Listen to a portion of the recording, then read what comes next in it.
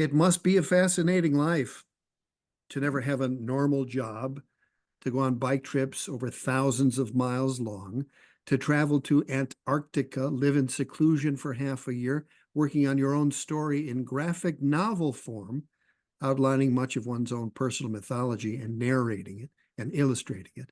This is part of the story of Feeding Ghosts by Tessa Hulls, in which she delves into her matrilineal history, which includes fact-finding trips to the People's Republic of China and a translation of a book her grandmother wrote. Healing the bloodline may be the main thread, and it is fascinating. Tessa Hulls is a friend of the organization bringing you this interview, having created a lively promotional poster for the 2013 Allen Ginsberg Poetry Marathon. Do you remember that, Tessa? I do. I think that might have been the first time we crossed paths. Yeah, I have it as a, let me see if I have the right screen share here. There's the cover of your new book, and then here's the, oh God. Wow. Isn't that something?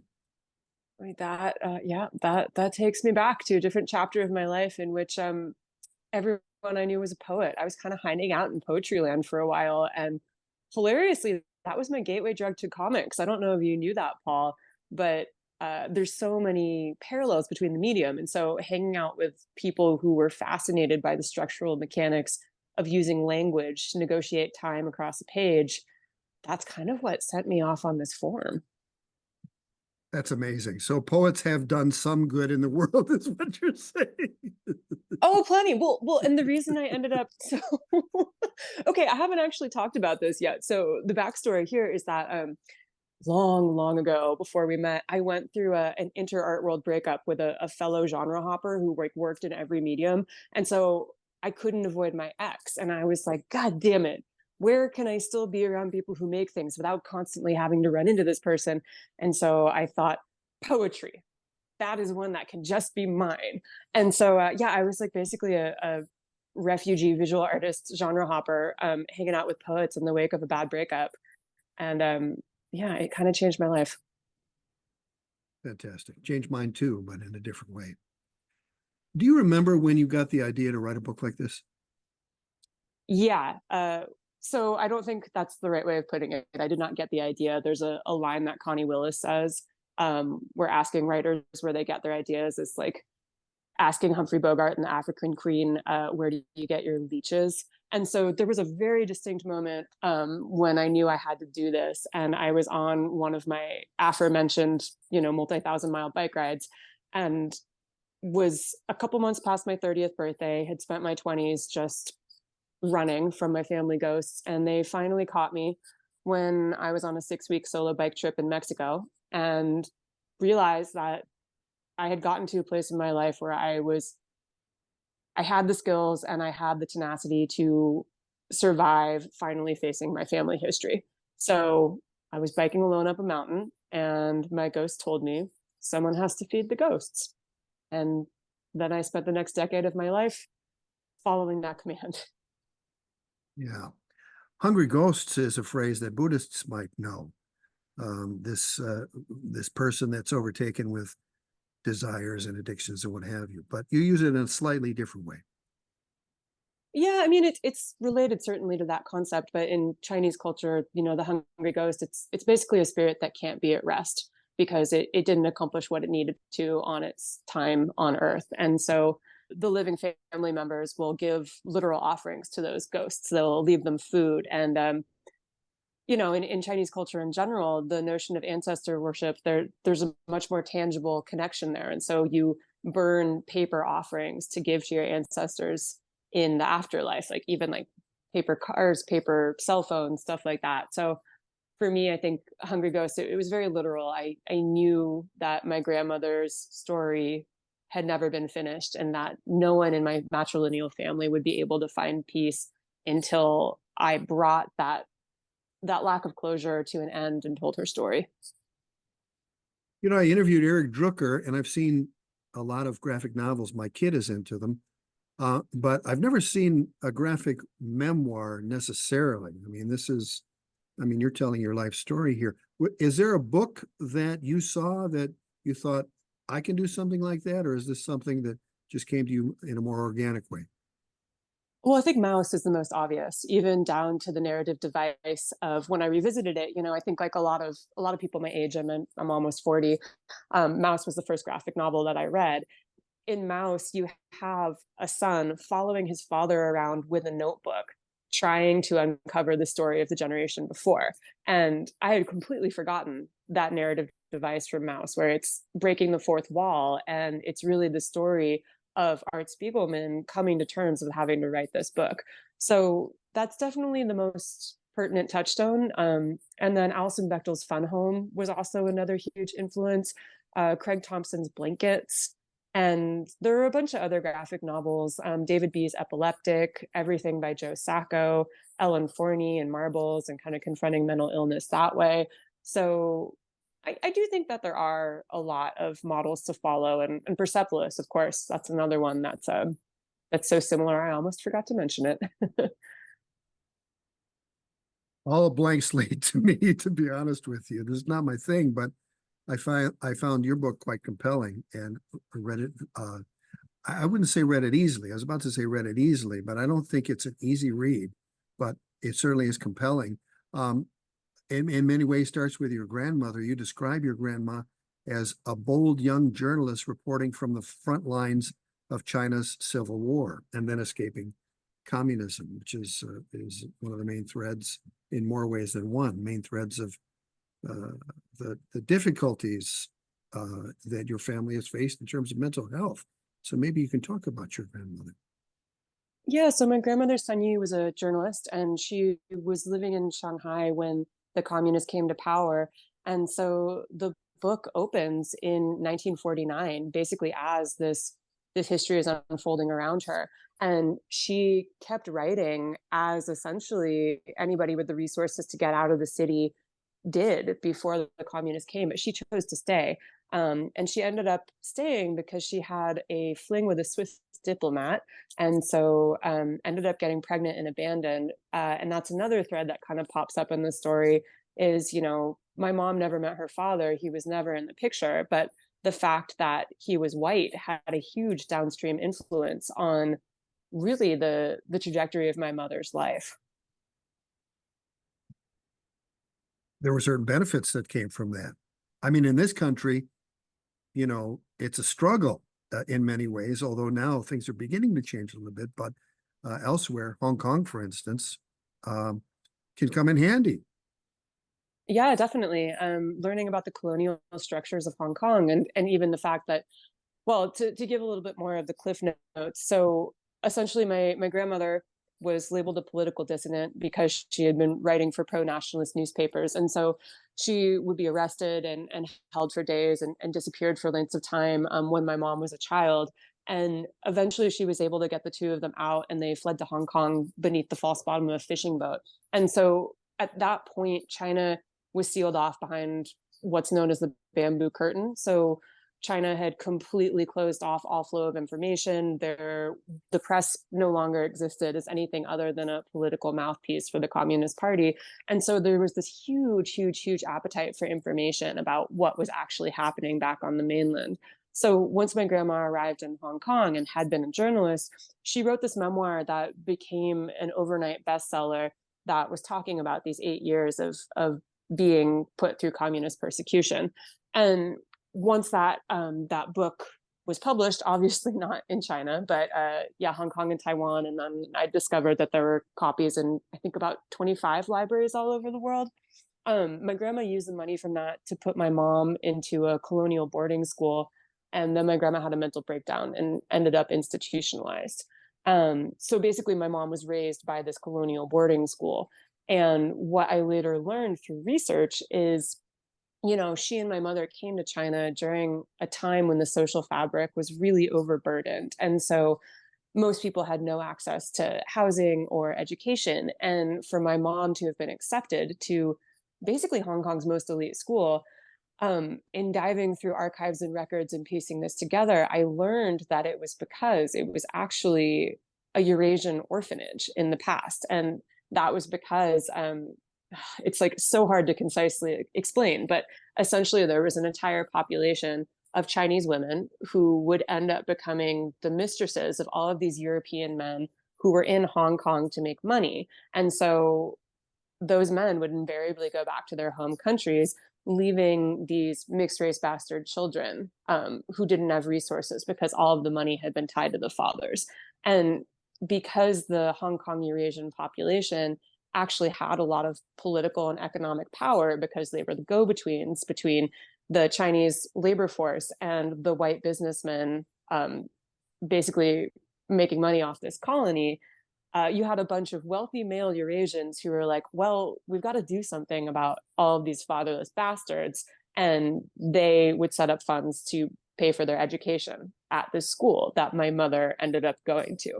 So the long roundabout thread of that is the only reason my mom learned English, which was what enabled her to eventually come to the US for college, is because she was taken in to an elite school because she was the abandoned offspring of an unknown white father.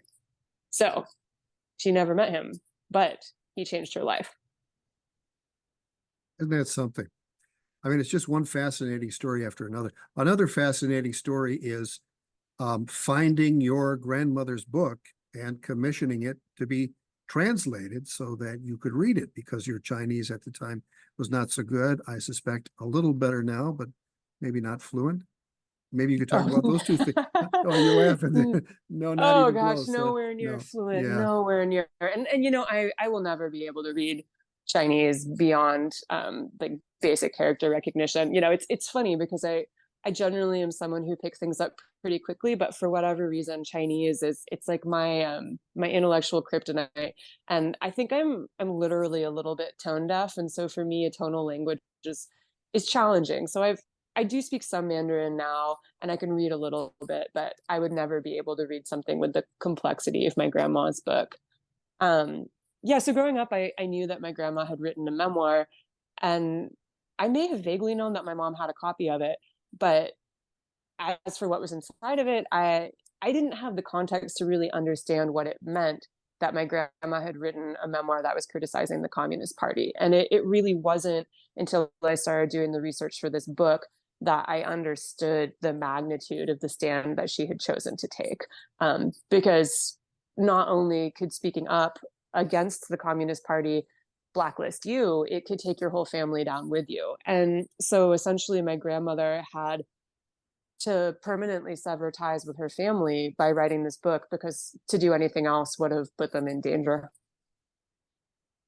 Yeah. And some of the treatment she got from the Communist Party, you mention in the book, and it's terrific. And you know, we live in a time that has political divisions that seem to be that potent, but you know, can it happen here? I don't know. But she went through hell. Yeah. I mean, they broke her mind. Essentially, communist era thought reform, it would just subject people to constant interrogation, where you would write forced confessions, and then what you wrote would be compared to everything that the communists knew from spying on you, and you would have to do it over and over and over again until you really just couldn't recognize reality anymore. And that was essentially the state that my grandmother fell into and was never truly able to leave. And she lived the rest of her life trying to rewrite that story, trying to write it, trying to get it right. You know, with the freedom to write whatever she wanted to, but by then her mind was not an ally in that effort. Yeah, that's a good way of putting it. But I mean, she literally just kept rewriting the past. That's not some sort of metaphor. She sat at the desk rewriting her own past for the rest of her life. Yeah. At a certain point, you write that you just wanted this quest to soften you. Can you elaborate on that? Did it soften you? Are you softened? Have you been softened through this? Yeah, against my will, like maybe in the way that pounding something with a meat tenderizer does soften it by breaking down the muscle fibers. No, I mean, you're catching me still in a state of raw burnout from having done this, and honestly feeling a lot of really conflicted things around launch, because I think for me, this book held a lot of grief, and it did not feel cathartic to write. It felt necessary. It felt like something I owed my family and my ghosts, and it felt like something I would not have. For me, it was never a choice. I had to do this, and for better or for worse, I did access an emotional place within myself that I really couldn't have before. And it did soften me and my mother into a relationship that's completely unrecognizable. So, in terms of what I wanted out of this book, which was to heal that one very painful, contentious relationship, I accomplished that years ago. And so I think that's part of why it actually going out in the world and the question of audience and reception. I'm finding that I am somewhere between indifferent and actively repulsed by that side because it wasn't why I did this. Yeah.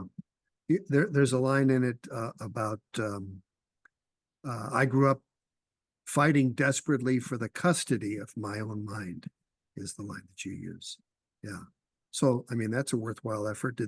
You obviously seem to have gotten some success with that quest.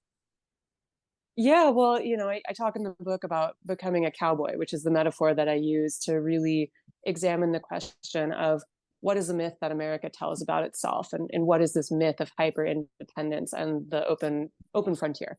And I think for my 20s, up until I started this book, I was really doubling down on a life where I was beholden to nothing. And it was very much a knee-jerk reaction against this set of Chinese cultural values of duty and loyalty. And I just felt so trapped by this darkness that had consumed two generations in my family, and that I felt was going to consume me if I didn't get away from it. So in some ways, I think fighting for the custody of my own mind, as you put it, I succeeded slightly too well. And I did manage to create a life that was pretty unmoored from any of the normal constraints that people are privy to, and realize that it was going to break me with loneliness. So in some ways, I think this book has been an attempt to undo some of that hyper independence. Yeah, the phrase you use on page 13 is the feral romance of the Wild West.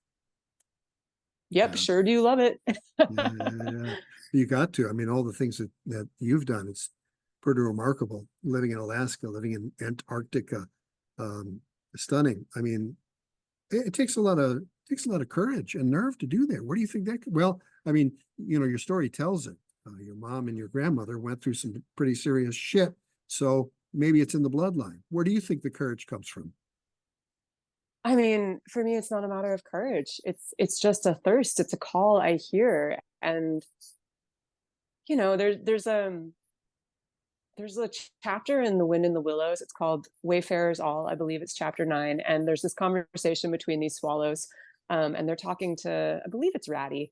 And they're trying to explain the pull to migrate and go south, and how they need to have this journey and they need to go somewhere else for this length of time. And Ratty's trying to say, but it's so nice here. Like, you have friends, you have people who miss you. Why do you have to leave? And the swallows are trying to explain that it's not that we don't love this place. Like, the season will come and it will be time to return. But the call to go is in our bones. And one of the sparrows talks about how one year he tried to ignore it, and he stayed as the weather got cold and there was nothing to eat, and he found himself unable to survive and eventually had to just take off, much later than usual. And I think for me, there have been times, the making of this book being one of them, where I haven't been able to indulge or listen to that part of me that needs to go be in remote places for whole seasons. And I get cripplingly depressed and I stop being able to recognize myself. So for me, it doesn't take courage at all. Yeah, that question just does not compute. It's like, it's just something that I hear every moment of every day of my life. And when it's time to go, I gotta go. Yeah. Well, page 39, you tell a story about Japanese troops who had torn through everyone's possessions except your family's. And that's because of having Japanese books in the library. I'd love to screen share on that particular page. So if I do the shared screen and then pull up not the marathon poster, but I believe it's page 39. So here it is, and maybe we can bump it up a little bit so we can see. And then there was a poem written. So maybe you could tell us that story. Yeah, so my family had to flee Suzhou, which is where they lived during the Sino-Japanese War, and my great grandfather had been a chicken farmer, but he was a very educated man, and he was definitely somebody who liked to learn as much as he could on any topic. And so he had a bunch of books on Japanese farming techniques and some other Japanese literature. And so when my family returned after hiding while the troops passed through, all of the neighbors' homes had been ransacked and their possessions destroyed. But the Japanese commander had written a poem in front of their house that said these people were friends of Japan, and that they valued their books and their literature, and so their stuff was not to be harmed. A poem of all things. Stunning. I mean, that's just an amazing story how that happens. How these blessings happen to happen. There's a graphic touch to this, which one can't explain. There's a particular image of pinball game, and there are other, I don't know, you could call them surreal touches or what have you, but I'd like to pull that up too. I think it's page 157. Let me see if I'm right here, 157. And yeah, that's where it is. So let me do the share screen, and you could talk about how the story as a narrative in words and the story in graphic form, and how things like pinball games come up. I mean, this is to me fascinating. So let's see. There we go. That's the one right there. Yeah, I mean, I think that's just always how my mind has worked. I've always been equal parts visual artist and writer, and for whatever reason, I mean, other people have told me I just have a knack for unexpected analogies and metaphors, and so that's why I chose to do this book as a graphic novel, was because it was the only way that I thought I could really convey the density of information and without it getting bogged down in the minutia. So in this scene, it's essentially giving the Cliff Notes overview of the trajectory of what happened to my family and why they had to sever ties, and how my mom ended up with perfect High Queen's English, which got her to the US, all because of my grandfather. So that long rambling story I told you earlier in the interview, well, here's how I can show it in one panel, because I can draw a pinball machine. And then you immediately get the sort of ricocheting randomness of this, and how it all occupies this same space, but it could have gone so many other ways if it had just bounced slightly differently. Fantastic. I love that. Of course, I'm a pinball fan anyway, so I'm privy to liking things like that. Oh, what's your favorite pinball game? The Addams Family is one. Gophers is another. From high school, it was 8-ball. And so, I wasn't good as the best players in high school, but I can get in front of a pinball game and go on a run pretty well. But the Gophers, sort of a take on Caddyshack. Have you ever played that game? I haven't played Gophers, but I there was a chapter in my life where I played a fair amount of Addams Family pinball at the college inn. Addams Family, absolutely. It was on one of your sojourns that you discovered your graphic novel skills in Antarctica. Not everybody can say shit like that. But there you are under a bed in Antarctica, inventing or adapting a form for your situation and for your specific creativity. Can you tell that story? Yeah, so I think every creative has to have some way they actually pay the bills. And for myself, I accidentally became a chef, which happened by way of playing college rugby and equally accidentally running a freelance donation-based pie catering company. This is just how I move through the world. I swear it all makes sense. But anyways, I found myself cooking at McMurdo, the science research station down in Antarctica. And when you're down there, you work 6 days a week, you work 10-hour days. And so you don't have a lot of free time. And I lived in a room with 4 other people, and someone was always sleeping because someone worked night shift. So I needed a place to work, and I needed a medium that I could do quickly So I ended up making a little studio under my lofted bed. Well, it wasn't actually lofted. It was maybe like, I don't know, 2.5 feet off the floor. So I couldn't sit up straight, but I could army crawl on my stomach. And I blanketed off and put cardboard up. And yeah, oh, exactly. That's what I did. That's better. You can just show the picture. Yeah, if you want to go up slightly so people can see the cardboard barricades. Um, yeah, so that's when I started drawing comics, because Antarctica was just the most fascinating place I had ever been. Because on the one hand, you have all of these like curious explorers who obviously want some way to access being at the bottom of the world. And then you have people for whom it's just a seasonal contract job. So they're like getting off work and sitting in their rooms, drinking beer and watching TV, just completely indifferent to the fact that they happen to be in Antarctica. And those collisions of worlds, plus the fact that people have to make their own fun down there. So there's just so many bands and costume parties and just really creative things. And yeah, I started drawing comics as a way to record some of that. Being a DJ as part of that experience. Yeah, Poor Life Decisions, Ice 104.5. I loved it. That also really changed my relationship to music. You know, I always loved music, but there was this broom closet sized room down there where, back when vinyl was the main way that people listened to music, military bases would have these vinyl collections. And as they became obsolete, they were destroyed in other places and decommissioned.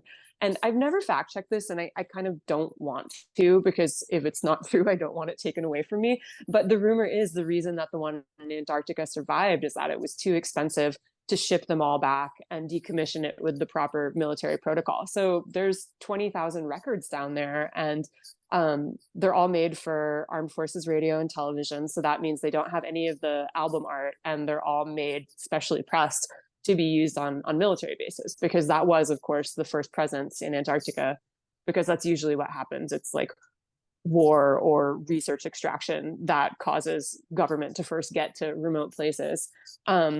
But yeah, anyone could volunteer to be a DJ, and I would do a 2-hour show every Sunday, and I would pick a theme every week and just go vinyl diving. And that's also where I ended up falling in love with 1940s and 50s high lonesome cowboy ballads. And did they have techniques, turntables, and were you able to learn how to do slip cues, or is that getting a little too? No. I mean, we had a mixer, and but there, yeah, it wasn't scratching or anything like that. That's fantastic. You know, because that's when I came up in radio, it was techniques, turntables. If you held you turned the turntable on, but held it with your thumb, when something ended with a cold ending like that, you could just let go of your thumb, and boom, you'd have you'd run a real tight board. So that's what I grew up when I was in radio, starting in 1980. So learning how to do slip cues and that kind of thing. And then of course we also edited actual reel-to-reel tape with grease pencils and what have you. And I fought going digital for a long time, and it's so much easier. It's crazy, which of course the process of creating podcasts, so digital. There are so many different little things, and I'd love to get your comments on them. It might seem like skipping around, but I'm trying to go basically from beginning to end of the book.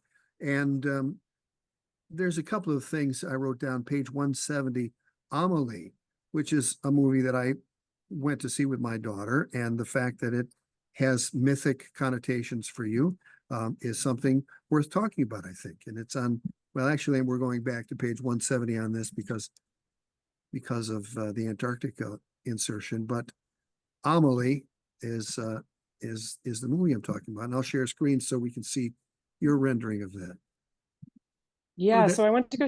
Oh, yeah, tell did us. you have another? Yeah, well, I went to go see that movie in high school, and remember feeling just this enormous level of kinship, because my mom was deeply shaped by the fact that her mother had lost her mind, and my mother was the caretaker for her mother for pretty much her entire life.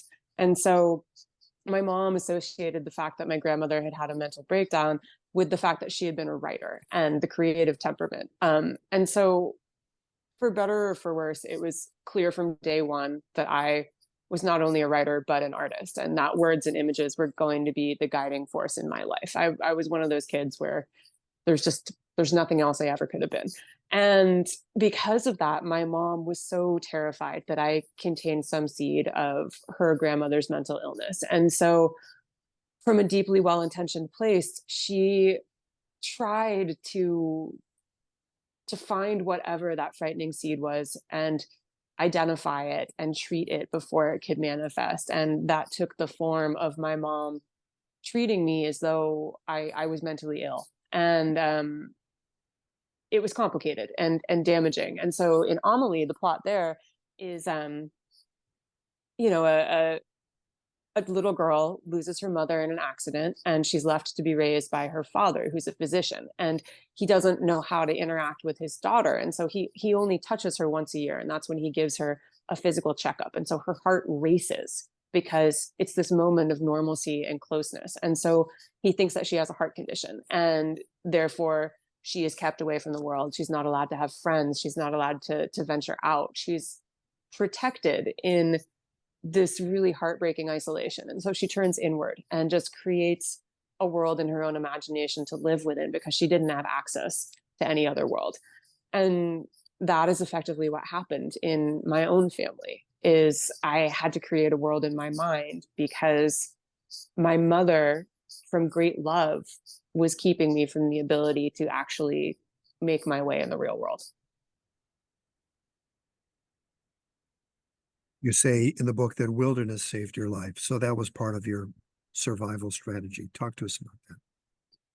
Yeah, so I grew up in a town of 350, and it happened to be right next to National Seashore, and there is a huge amount of agricultural land trust there. So I could just wander out in the hills and climb trees endlessly. And I didn't realize how spoiled I was by that until I left. But yeah, I grew up really comfortable being alone, and remember demanding my own library card probably when I was 4. And to me, just being outside with a book and being comfortable walking through the woods all day was just a really ingrained part of my childhood, and something that I never lost. Fascinating. And then, of course, all this travel to your ancestral homeland, also to Hong Kong, um, reveals some things that I've never heard of. The Legion of Discarded Deities is something that's just fascinating, and the fact that you rendered it too. You see if I can pull that up real quick. Yeah, I can give the backstory on that one. And well, I'm not sure it has a formal name. I feel like the way that you said it implies that this is like you go there and there's a plaque or something. But no, it's a much sweeter, softer story than that. Where basically a retired old man, he started collecting these statues of broken gods, because usually they would just be thrown away. And so he started just installing them on the hillside behind this senior community. So you take a bus and you go down some non-distinct concrete stairs and past a tall skyrise that looks like any other building in Hong Kong. And you suddenly just see this hillside of tens of thousands of these statues of broken gods, because he's been doing it for years, and they're so densely packed together that there's basically no visible ground that's not covered in some broken god. And I just thought that that was the most tender, beautiful thing. And it really resonated with me as being what I was trying to do in this book, was to take these broken pieces and place them back together in a context where they not only made sense, but could be cherished and you could see the beauty in them. Yeah. Another thing you write in the book is that you don't feel Chinese enough to tell this story. That's not even halfway through the book. At the end, there's feels like some resolution. Would you write that again? Do you feel Chinese enough now, or it's still not Chinese enough? I definitely. Okay, how am I going to answer that? That it's a complicated question. Part of the reason I felt such a compulsive due diligence to get the history as right as possible, and to really go overboard on educating myself for the research, was because I am being given this large platform to teach about a lot of Chinese history that's not broadly known in the US.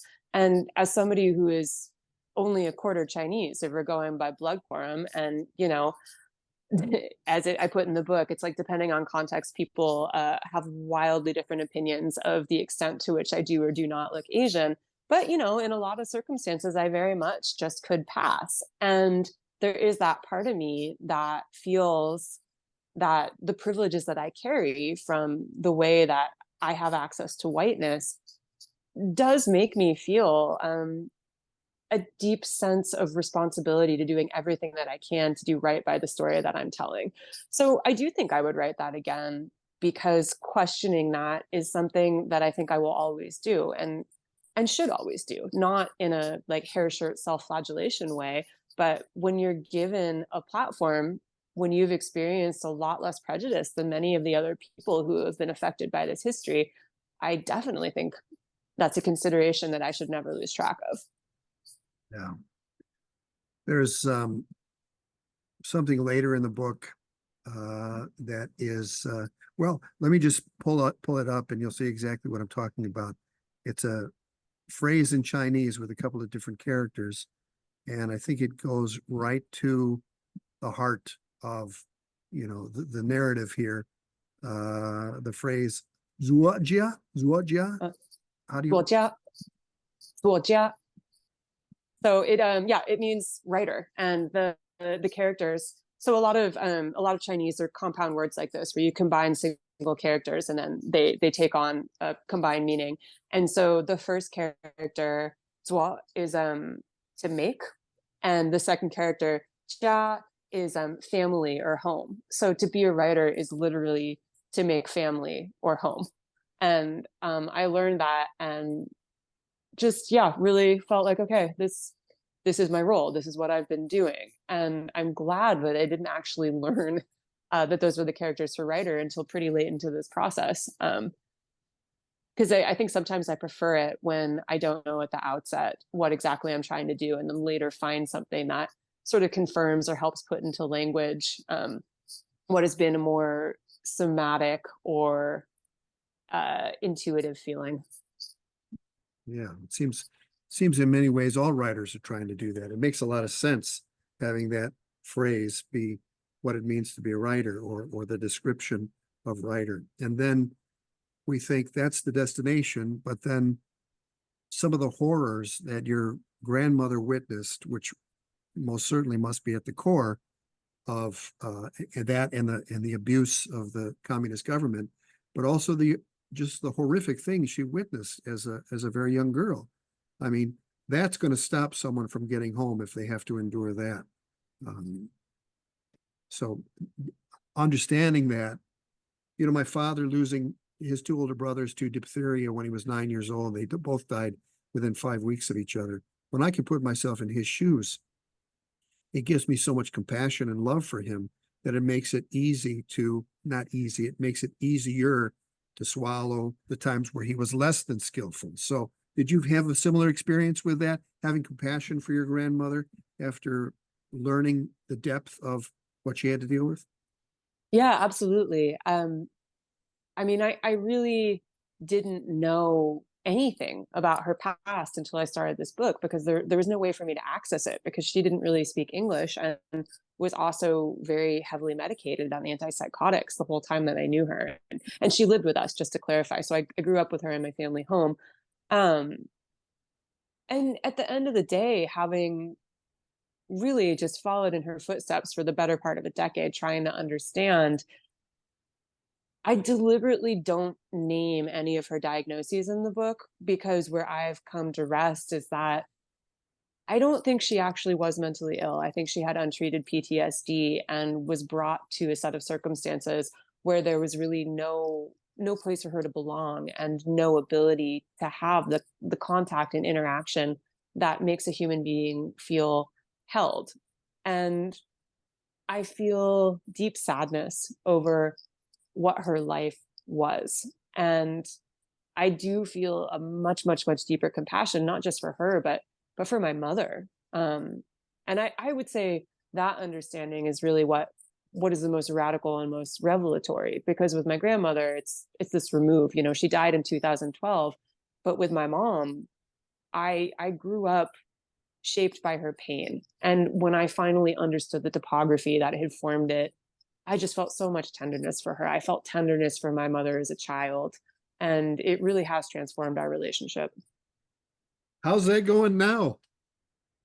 Well, there's a monkey wrench, which is that my mom has dementia. And so the timing on that, she's kind of gone into a bit of a tailspin with the development of her Alzheimer's as this book is going out into the world. And I do think that's part of why I've found the emotional roller coaster around book launch to be so fraught and painful, is that my mother is losing her story just as ours is making a public debut. You know, I've known of your exploits. I don't know, maybe following them through social media, but and so I know that you are a very courageous person. You don't call yourself that necessarily, but I can see the courage in it and the extent of the research that's gone into this and the extent of the depth of telling the story is stunning.